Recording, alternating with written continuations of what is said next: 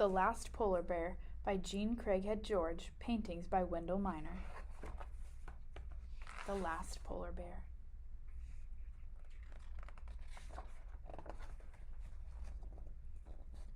Tigluk glanced out the window. A polar bear was not very far away.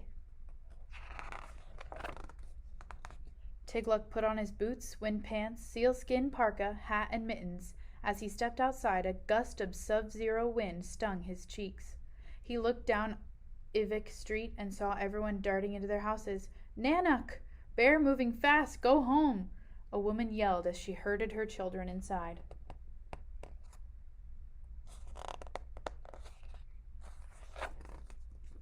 A sudden snow squall blinded Tigluk.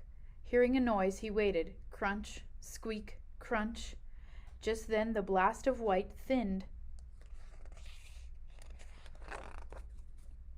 Nanuk was standing right in front of Tigluk. She looked straight at him with her night-black eyes. "What are you trying to say?" asked Tigluk. Nanuk rose up on her hind feet and flailed her enormous paws. Then she rolled her eyes upward and headed north, as if to say, "Follow me, Tigluk." Against the white ice she was yellow, then yellow-gray, and finally she was gone, her empty paw tracks appearing one after another. Tigluk's grandmother came up beside him. "Nanuk spoke to me," Tigluk said. "I think she wants me to follow her." "Yes," said his Aka. "The bear needs you." "She needs us both, Aka," said Tigluk. The Arctic had changed that year. The thaw had come early, fall was staying longer, and strange trees, flowers, and birds that usually lived in much warmer places were appearing. With all the changes in climate, what would happen to the polar bears who needed the ice to survive? "Aka," Tigluk said, "we must follow Nanuk together."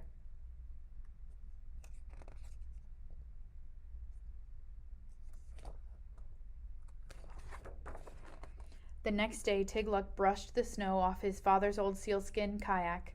The kayak had ripped coming ashore last fall. Aka would need to mend it. He took it over to her house. "Can I help?" he asked. Aka's eyes twinkled. "Mending is a woman's work," she said. "But there is more and more trash in the ocean that can poke holes in my kayak. It would be good to know how to mend it," said Tigluk. "Then I will teach you," she said. One morning, weeks later, Tigluk and his Aka paddled into the great Arctic Ocean to find Nanuk. "Look at those birds," Aka said.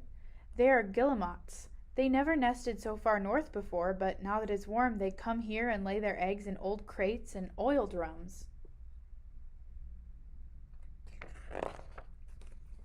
Tigluk and Aka paddled for days, stopping on ice floes and small islands to rest and eat painatak, the seal jerky they had sun-dried for their journey. "There are fewer ice floes than there used to be," Aka said. Tigluk knew ice floes were polar bear ships. Nanuk used them to find food and rest. "What happens if there are no more ice floes?" Tigluk asked. "Then there will be no more Nanuks," Aka answered. They spotted another ice floe. "Look, Aka!" yelled Tigluk. "Those 3 black spots are Nanuk. There are her eyes and nose." Curled on the ice was a very young polar bear cub, all alone. "It's not Nanuk," said Aka, "but her cub. The mother bear must have died, or she wouldn't have left her baby unprotected from the gulls." Tigluk got out of the kayak and walked toward the cub. He picked him up. "I will call him Pilluk, which means to survive. With the melting away of the ice, he is the last polar bear."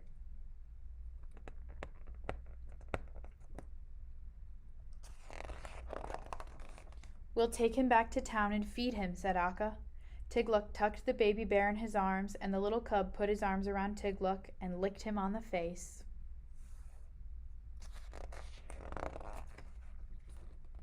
"Yes," said Tigluk as they paddled toward home.